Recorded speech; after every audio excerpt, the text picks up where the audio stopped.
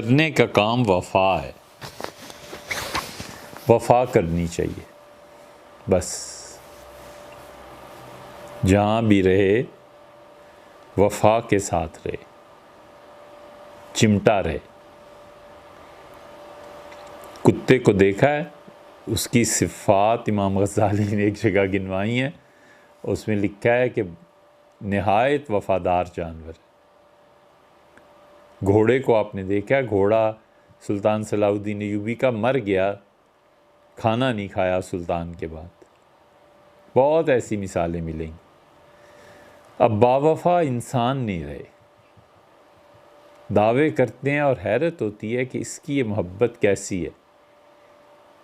मसलन मोहब्बत है किसी से और महीना महीना बात ही नहीं होती, हम सोचते हैं कि इसके दिल में तड़प पैदा नहीं होती, इससे मोहब्बत नहीं होती कि बात करें, हाल अहवाल पूछें, कुछ नहीं तो आवाज़ ही सुन लें, और मोहब्बत फिर भी है।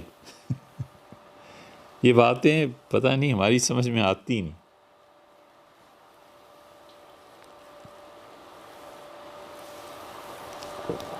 वफा करेंगे, निभाएंगे, बात मानेंगे। तुम्हें भी याद है कुछ ये कलाम किसका था?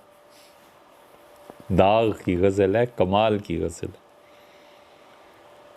इसी तरह मोहब्बत खुद अंदर से मजबूर करती है कि कुर्बानी दे, और कुर्बानी के वक्त आदमी पीछे खड़ा हो, तो ये कैसी मोहब्बत है? वफा करे यार, सब उसी में। मुखलिस आदमी की वफा जो है ना, वो उसे कभी भी गुमराही पे रहने नहीं देती। उसको असल में वफा अल्लाह से करनी है ना, तो अल्लाह ताला उसके लिए ज़रूर मुखलिस आदमी को डूबते से निकाल लेता है, और मक्कार को कामयाबी और साहिल पे पहुंच के भी डुबो देता है। ये मोहब्बत ऐसी चीज़ है।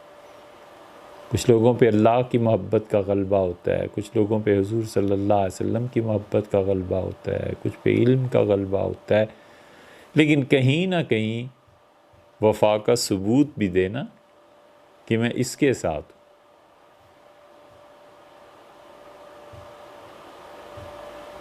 हज़रत शेख अब्दुल कादिर जिलानी रहमतुल्लाह अलैह फरमाते थे कि बगदाद में एक खानकाह पे गया तो उसे शेख ने खानकाह से निकाल दिया था, दरवाज़े बंद थे और बाहर बैठा रो रहा था। तो मैंने सुना कि कह क्या रहा है, तो बार बार कह रहा था कि शेख, मेरे जैसे तो आपको हज़ारों मिल जाएंगे, मगर आप जैसा मुझे दुनिया में एक भी दूसरा मिलने वाला नहीं, मैं नहीं जाऊँगा।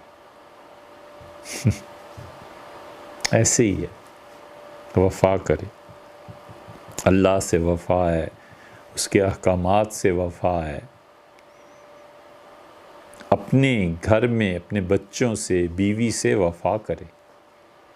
तो बेचारी सारा कुछ छोड़ के इसी आसरे पे आई है, अपने माँ बाप को, अपने गलियों को, अपने वतन को, अपनी जगह को, इसी पे आई है ना।